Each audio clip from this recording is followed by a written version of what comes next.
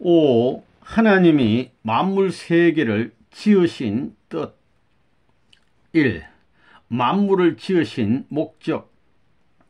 본래 하나님이 천지 만물을 놀이거리로 지으신 것이 아닙니다. 취미로 지으신 것이 아닙니다. 목적도 방향도 없이 어떤 이념적인 내용도 없이 그저 지으신 것이 아닙니다. 크나큰 목적과 대우주의 이념을 두고 지으셨습니다. 그래서 지극히 작은 미물에서부터 우주에 이르기까지 모든 존재물에는 하나님의 심정을 통한 이념이 깃들어 있는 것을 우리는 부인할 수 없습니다. 그러면 이러한 이념을 두고 지으신 목적은 무엇이냐? 하나님의 사랑을 중심 삼은 이념의 세계, 즉 사랑과 더불어 통하고 사랑과 더불어 즐기고 사랑과 더불어 살고 사랑과 더불어 죽는 세계를 목적하신 것이 틀림없을 것입니다. 우리가 잠에서 깨어 눈을 뜨면 눈앞에 펼쳐진 만상을 보게 됩니다. 보여지는 그 만상을 통해 무엇인지 모를 간접적인 인상을 받고 그 반응되는 감각으로 생활에서의 감각을 높여가는 것입니다. 우리 주변에 있는 지극히 작은 미물이라도 반드시 우리와 인연되어 있고 관계되어 있습니다. 우리가 무시해도 그 미물은 그날 천륜의 이념에 따라 존재의 가치를 드러내며 인간과 더불어 인연 맺고 있다는 것입니다. 왜 그러냐? 지극히 작은 존재에서부터 만물을 주관할 수 있는 만물의 영장이라고 하는 인간에 이르기까지 그 존재 목적을 중심 삼고 보면 하나님의 대우주의 이념을 통할 수 있는 사랑의 이념권 내에 들어있기 때문입니다.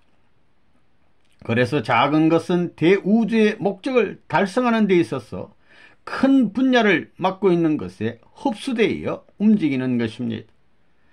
작은 것은 큰 것에 흡수되어 그것의 재료가 되고 한 요소가 되어 대이념을 중심하고 하나의 목적을 향하게 됩니다. 역사는 이렇게 진전되어 나오는 것이고 존재 세계는 천륜이란 원칙의 궤도에 따라 하나의 목적을 위해 움직여 나온다는 사실을 부정할 수 없습니다. 하나님이 왜 만물을 지었느냐? 자기가 사랑할 대상을, 대상자를 갖기 위해서입니다. 자기가 사랑하는 대상꾼을 만들기 위해서입니다. 그가 먹고 살다가 자기의 본연의 세계로 돌아와서 영원한 하나님의 사랑의 본국에 들어와 살게 하기 위해서입니다. 성경을 보면 천지 창조한 것을 간단히 말씀했습니다. 말씀으로서 천지 만물을 창조했다는 것입니다. 별이 생겨라 하면 별이 생겨났고 지구성아 생겨나라 하면 지구성이 생겨났다고 되어 있습니다. 그렇지만 여기에는 무한한 질서와 법도를 따라 전진적인 원칙을 계승시켜 작은 것에서부터 큰 것으로 발전시켜 나온 것임을 알아야 됩니다. 그래가지고 이 모든 만물을 지어놓고 만물의 정수로서 집약시켜 놓은 것이 아담과 해와 인류의 초상입니다.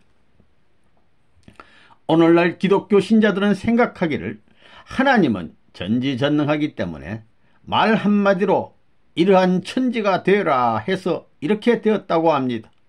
하지만 그렇지가 않습니다.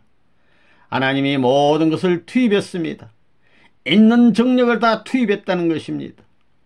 있는 사랑의 힘을 다 투입해가지고 미래에 자기의 사랑하는 아들, 딸, 자기의 사랑하는 가정을 위한 예물로, 선물로 지었다는 것입니다.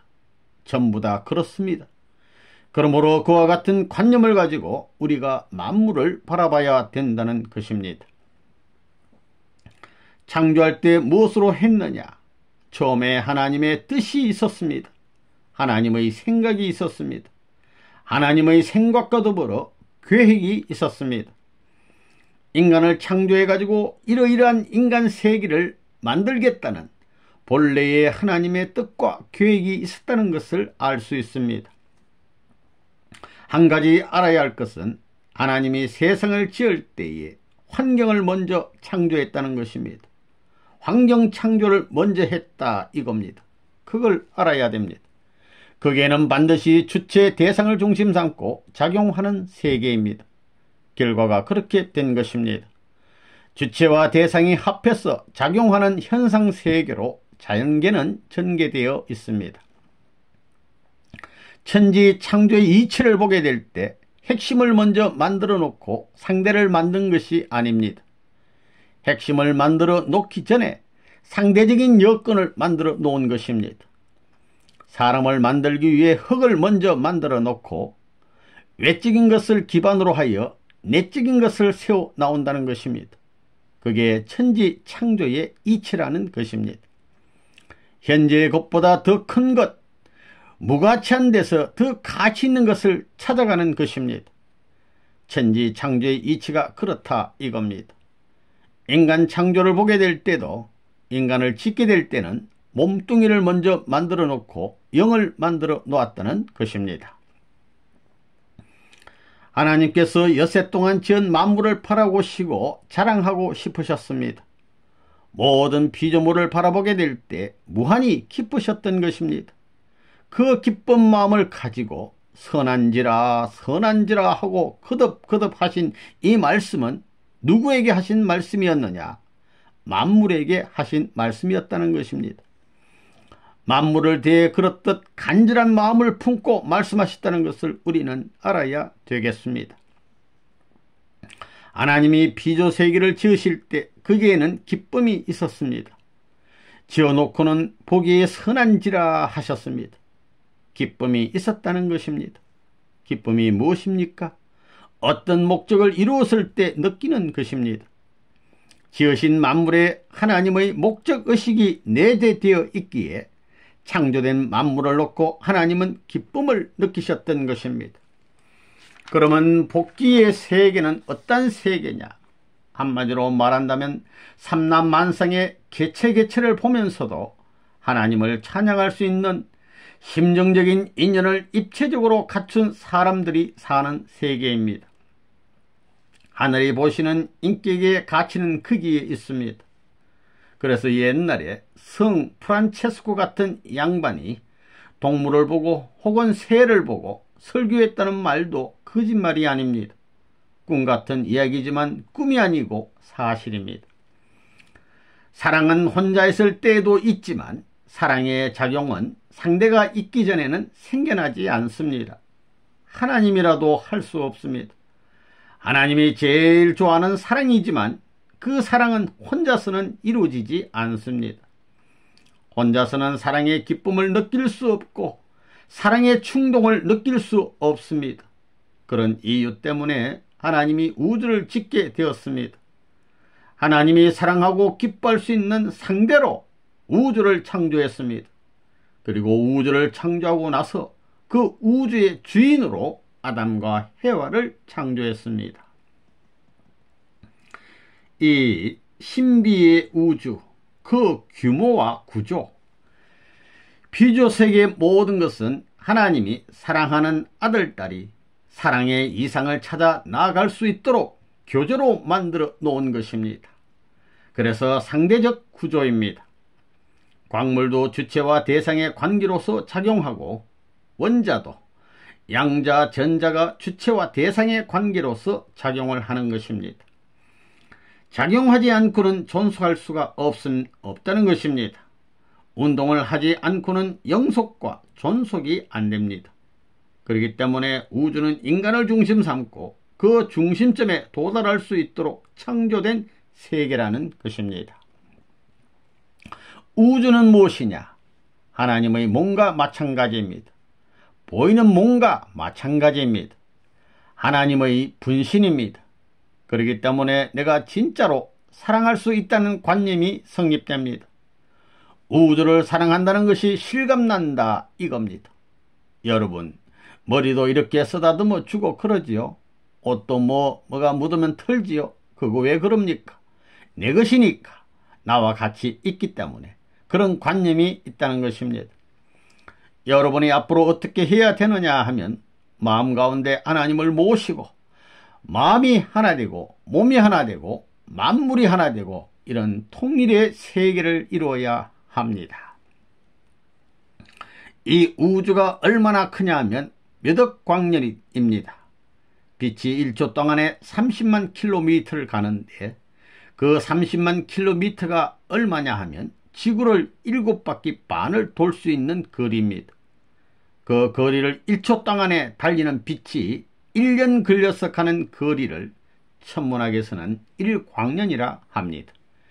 그런 광년을 단위로 삼아 출발한 빛이 몇 억 광년이 되어도 아직까지 도달하지 못하는 그렇게 큰 우주입니다.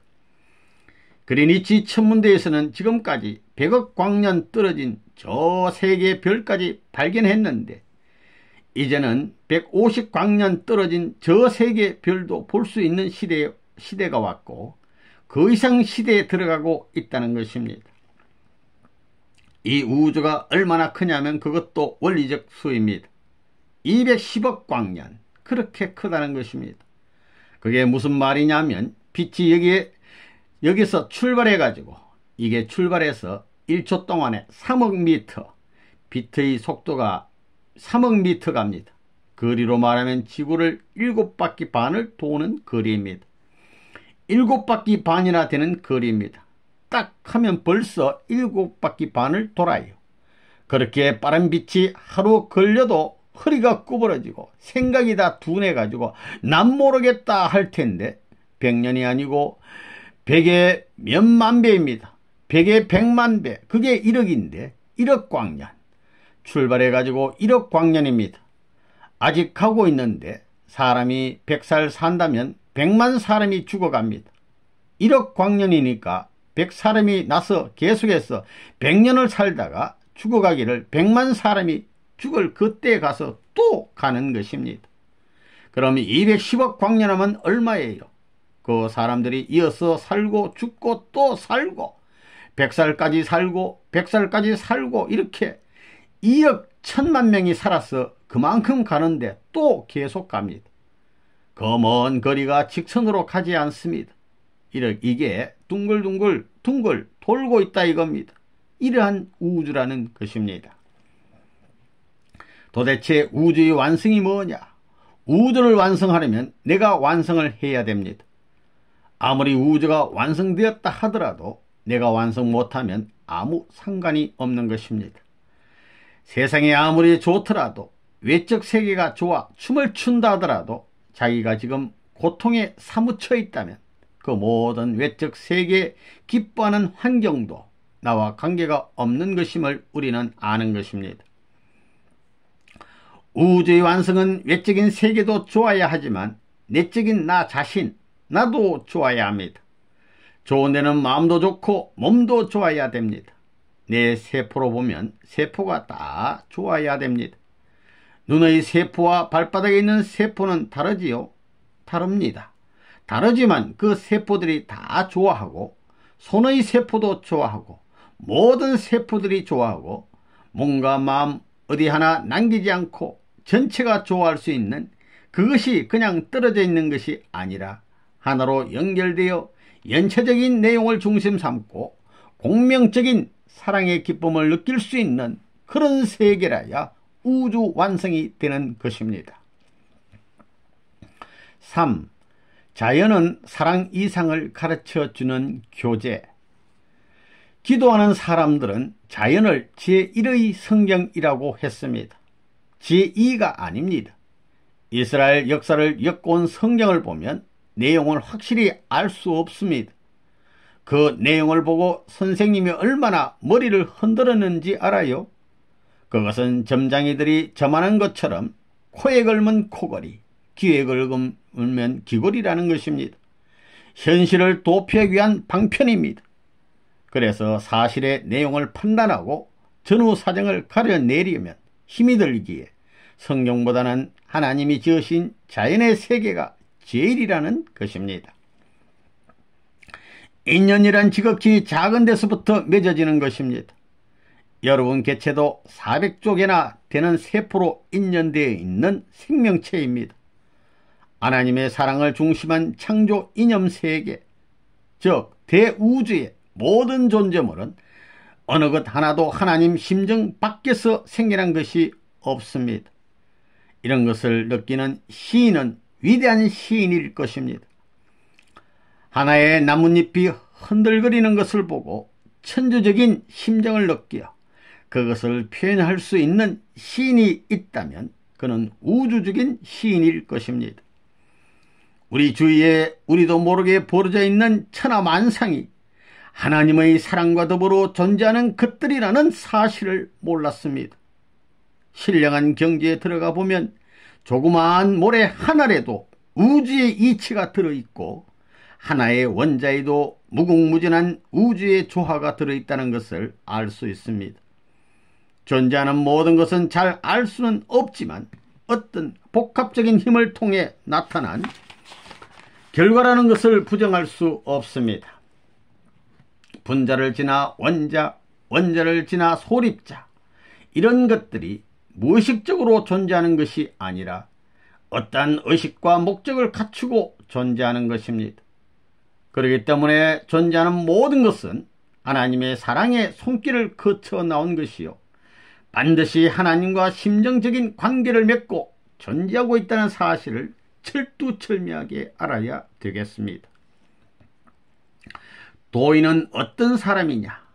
풀 한 포기를 붙들고도 하나님 할 수 있는 심정으로 자기의 가치와 동등하게 그 가치를 인식할 수 있는 사람이 최고의 도인입니다.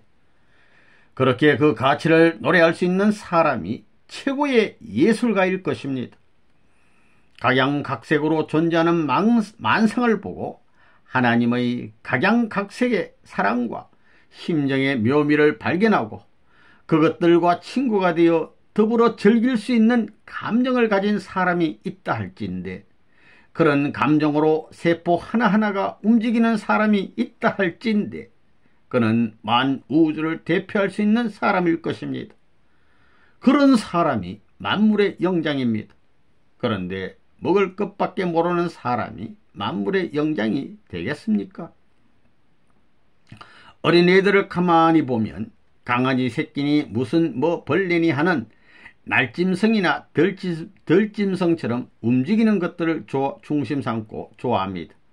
그왜 그러냐? 본래 사람은 그렇게 되어 있다는 것입니다. 그건 무엇을 말하느냐? 인간의 자연계나 지구의 움직임을 보고 흥미를 느끼게 된다는 것입니다. 물론 상대 기준이 다를 수 있지만 그걸 감상하는 데서 인간은 참 재미를 느끼고 흥미를 느낀다는 것입니다. 그러므로 자기 자체 사랑의 속성을 다 배우는 것입니다. 벌레들이 살고 곤충들이 살고 혹은 동물들이 사는 것을 보면 전부 다 쌍쌍이라는 것을 알 수 있습니다. 이렇게 볼 때 자연은 뭐냐 하면 인간 하나를 사랑의 대상으로서 상대 이상을 교육시키기 위해 전개해 놓은 교재 박물관입니다. 하나님은 우주를, 피조세계의 모든 것을 사랑하는 아들, 딸이 사랑 이상을 찾아갈 수 있도록 교재로 만들어 놓았습니다. 그래서 전부 다 상대 구조로 되어 있습니다. 광물도 주체와 대상의 관계로 작용합니다. 물질의 구성 단위인 원자도 양자와 전자가 주체와 대상의 관계로 작용합니다. 작용하지 않고서는 존속할 수 없습니다. 운동을 하지 않고는 영속하고 존속할 수 없습니다. 그러니 작용을 해야 합니다. 인간은 커가면서 자연을 보고 습득합니다. 곤충 세계가 이렇구나 하고 배웁니다. 달빛이 비추고 별이 빛나는 가을밤에 가만히 들어보면 곤충들의 울음소리가 하나의 오케스트라 연주로 들립니다. 뭐 때문에 곤충들이 그렇게 우느냐? 그것은 상대를 찾아 이상을 노래하는 것입니다. 사랑을 속삭이는 것입니다. 새나 다른 모든 동물들도 슬픈 소리, 기쁜 소리를 무엇으로 표시하느냐 하면 사랑이라는 공통 분모를 따라서 소리를 냅니다. 겁은 났지만 축에서 먼 거리에 있지만 그 축을 중심으로 평행선을 그리며 돌고 있습니다. 모든 존재는 그렇게 되어 있습니다. 새들의 노래에는 세 가지 종류가 있습니다. 첫째는 배가 고플 때 신호하는 노래가 있고, 다음에는 서로 사랑하는 상대를 위해서 하는 노래가 있습니다. 그 다음에는 위험할 때 하는 노래가 있습니다. 그게 다 다르다는 것입니다. 우리 보통 사람들은 모르지만 자기들 세계에서는 다 압니다. 배가 고파서 울면 벌써 안다는 것입니다. 매일의 생활이 무엇을 중심 삼고 돼 있느냐? 배고픈 그거야 한번 먹으면 끝나는 것입니다. 그렇다고 매일같이 위험한 자리에 있는 것도 아닙니다. 대부분의 노래는 무엇을 중심 삼고 하느냐 하면 상대와 주고받는 관계에서 노래가 오고 간다는 것입니다. 인간은 주체와 대상, 즉 상대적인 쌍으로 지음바 되었고, 또 인간을 위하여 있는 온 만물 세계도 사랑의 원리 아래 조화를 이루고, 또 인간의 사랑으로 말미암아 생명과 이상을 실현하게 되어 있습니다. 만물 세계는 인간에게 있어서, 특히 자라나는 아담과 해와에게 있어서는 사랑의 교과서요, 사랑의 진수가 무진장으로 진열된 박물관이라는 것입니다. 모든 새나 동물은 쌍쌍으로 되어 있습니다. 서로가 사랑을 중심으로 활동합니다. 꽃과 나비는 극과 극이지만 서로 화합합니다. 이것은 천지조화입니다. 우주의 극과 극이 사랑을 중심으로 활동이 벌어집니다. 철새도 마찬가지입니다. 남쪽에 있던 새가 북쪽으로 날아가고, 북쪽에 있던 새가 남쪽으로 날아가서 지역을 넘나들면서 사랑을 이룹니다. 사랑을 중심으로 해서 영원히 돕니다. 인간은 이와 같은 사랑을 하나님이 지은 박물관의 교제를 통해서 배웁니다. 인간과 하나님이 좋아서 사랑하면 천하의 모든 만물들도 거기에 박자를 맞춰 활동합니다. 하나님이 사랑하고 좋아하면 천사세계도 좋아하고, 이 모든 피조세계가 좋아 박수를 보내고 찬양을 보냅니다. 노래할 줄 아는 새는 노래를 부르며 찬양하고, 아름다운 꽃은 향기를 풍기며 찬양합니다. 최고 사랑의 주인공들이 즐거워할 수 있는 향취의 분위기를 확장시키기 위한 것이 이 피조세계입니다. 보기에 흉측스러운 뚜꺼비도 사랑할 때는 욱욱욱합니다. 얼마나 멋집니까? 다리를 척척 치고 뒷다리를 올렸다 내렸다 하면서 사랑하는 그 모습이 얼마나 근사합니까? 그것은 최고의 예술입니다. 아담과 헤아는 성숙해 감에 따라서 저렇게 사랑하는구나 하고 알게 됩니다. 하나님은 만물 세계를 인간 사랑의 이상을 성숙시킬 수 있는 교재로 펼쳐 놓았습니다. 그걸 배워가는 것입니다. 점점점 커감에 따라 옛날에는 동생과 같이 오빠와 같이 지냈는데 가만 보니까 이렇게 감정이 달라집니다. 이렇구나 하며 배워갑니다.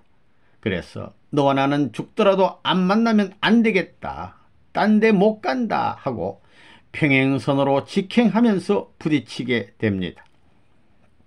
맨 처음 하나님의 자녀로 태어난 아담과 해와도 하나님의 보호 끝내에서 어렸을 적부터 자라 올라감에 따라 점점 커가는 것입니다. 그러므로서 지능이 발달하기 때문에 하나님이 왜 피조세계를 지었는지를 알게 되고, 그 피조세계를 통해 교육해 나오는 것입니다. 피조세계가 움직이는 모든 것은 우리 인간 시족 본래의 조상이 되어야 할 아담과 해와가 생활할 수 있는 모든 것을 가르쳐주는 교재였습니다.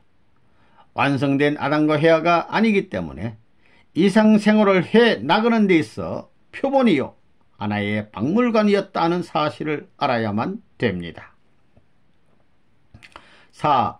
자연을 대하는 우리의 자세. 아침에 눈을 뜨고 자연을 바라보면 그 자연이 은은하게 내 본성과 인연되어 새로운 이상의 감정을 싹트게 합니다. 그러나 인간 세상은 바라보면 볼수록 절망과 슬픔의 감정을 돋궈준다는 사실을 잘 알 것입니다.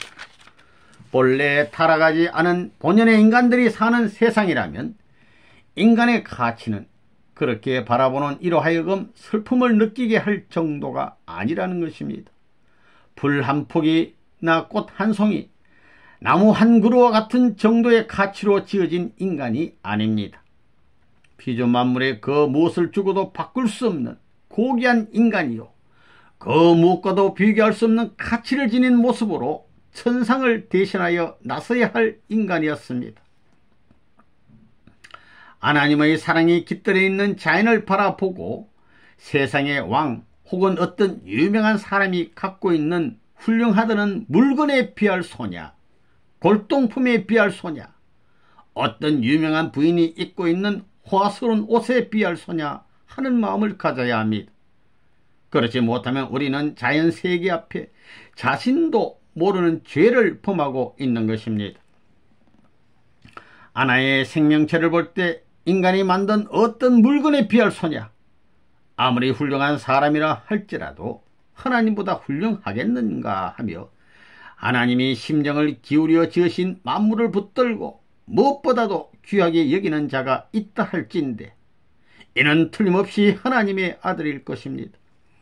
이런 사람은 기도가 필요 없습니다. 하나님과 같이 사는 사람입니다. 하늘은 인간을 그러한 자리까지 내모는 것입니다. 인간은 자기가 사랑하는 사람의 것은 무엇이든지 좋아하고 기호합니다. 그러면서도 제일 사랑해야 할 하나님이 지으신 만물은 기호할 줄 모릅니다.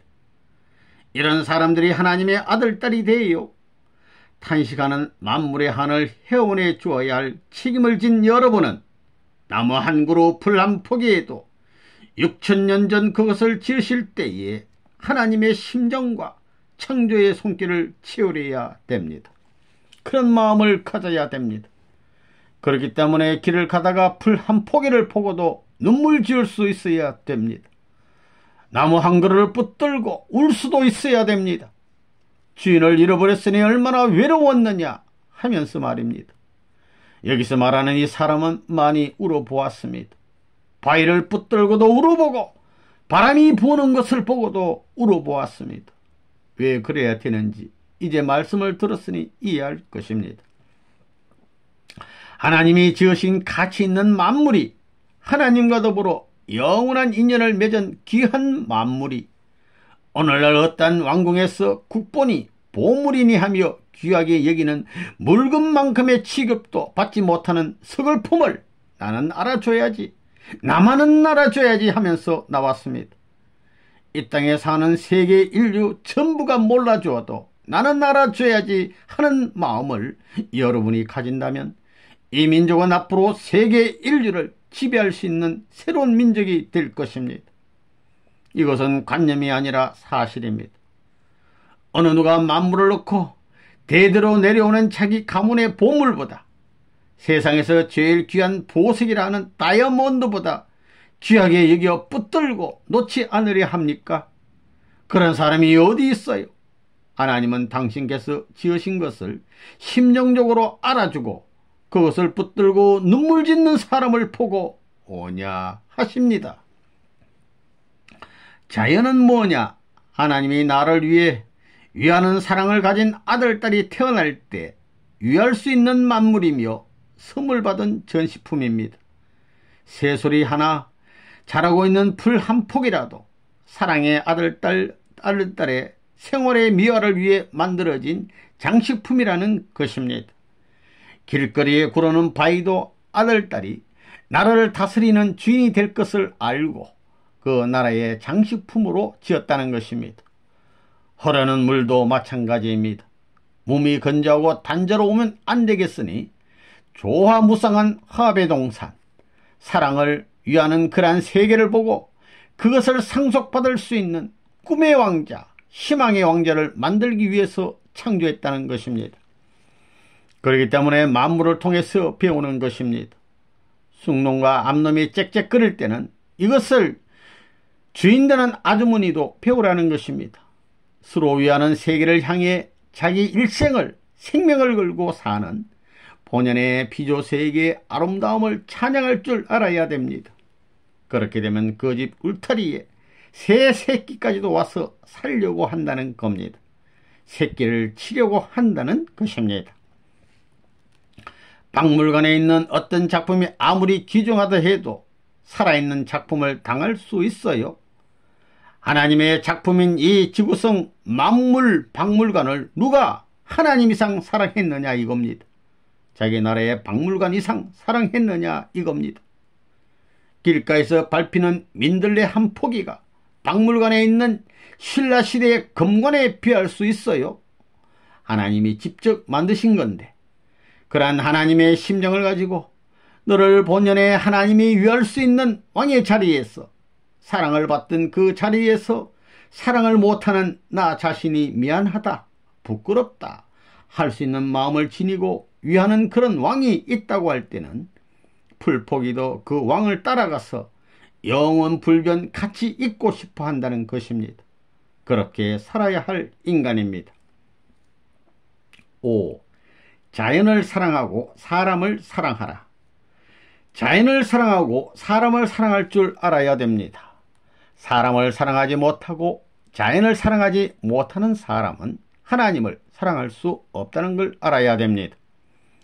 만물은 하나님의 상징적 존재요. 인간은 실체적 존재이기 때문에 만물과 인간을 사랑할 줄 아는 사람은 하나님을 사랑하게 되는 것입니다. 언제나 자연을 사랑해야 됩니다. 자연을 사랑해야 되고 또 인간을 사랑해야 됩니다. 인간 가운데도 오색인종 전부를 다 사랑해야 합니다. 나는 백인들만 좋아. 하나님이 그럴까요? 그러면 전부 흰옷만 입어야 됩니다. 백인들은 전부 다 흰옷만 입어야 됩니다. 색깔 있는 옷은 다 버려야 된다는 것입니다. 검정 옷은 왜 입어요? 색깔 있는 옷은 왜 입어요? 그건 모순입니다. 모든 원수들도 미물들도 사랑길을 찾아가는 것입니다. 하나님과 일치될 수 있는 사랑과 직접 접할 수 있는 세포를 찾아가는 것입니다. 그것이 인간입니다. 그렇기 때문에 사랑을 위해서는 희생해야 되는 것입니다. 투입해야 됩니다. 생명과 재산을 다 투입한 전통이 있기 때문에 급이 낮은 것은 급이 높은 거기에 자기의 모든 것을 투입하려고 하는 것입니다. 그렇기 때문에 다윈의 진화론이 아니라 사랑을 중심 삼고 흡수하는 논리입니다. 제2의 가치적인 내용을 창조하는데 창조 요소로서 적용될 때는 현재 미물보다도 얼마나 가치적인 내용이 올라가느냐 이겁니다. 하나님이 지으신 모든 존재를 사랑의 대상으로 느껴야 됩니다. 모든 미물까지 사랑하며 사람은 물론이요 모든 하늘에 있는 무형의 것, 유형의 것을 사랑할 수 있고 사랑받을 수 있는 여러분이 되어야 합니다. 아침에 새가 짹짹짹짹 할 때는 야 요놈의 참새야 내가 늦잠 잘했는데 왜 짹짹짹 해 하지 말고 아이고 너 고맙구나 아이고 나를 깨워주러 왔지 하하 귀한 손님이 나를 맞으러 오는 걸 너가 알려주는구나 이렇게 생각해야 됩니다. 사상이 다릅니다. 이게 위대하다는 것입니다. 하나님께서 인간 세계를 지음과 동시에 천사 세계를 지었습니다. 그러면 천사 세계는 어떤 세계인가? 인간이 하나의 결실을 위해서 꽃과 같은 존재로서의 미를 다 갖추고 향기를 풍기며 나타나게 될 때 비로소 사랑의 보금자리가 갖춰지게 됩니다. 그렇기 때문에 모든 생명력은 거기에서부터 출발하게 되고 모든 생명의 인연을 가진 존재들이 거기에서부터 활동할 수 있게 되는 것입니다. 이처럼 활동할 수 있게 되는 기운이 바로 인간입니다. 그런 인간을 중심 삼고 하늘에 있는 천군 천사들이 나비와 벌같이 인간과 서로 주고받을 수 있는 활동의 주체권을 이루게 되면 그야말로 하나님이 기뻐하시고 인간이 기뻐하고 천사가 기뻐하며 온 피조만물이 사랑에 잠긴 화동의 꽃동산이 되었을 것이고 봄찬치가 시작될 것입니다.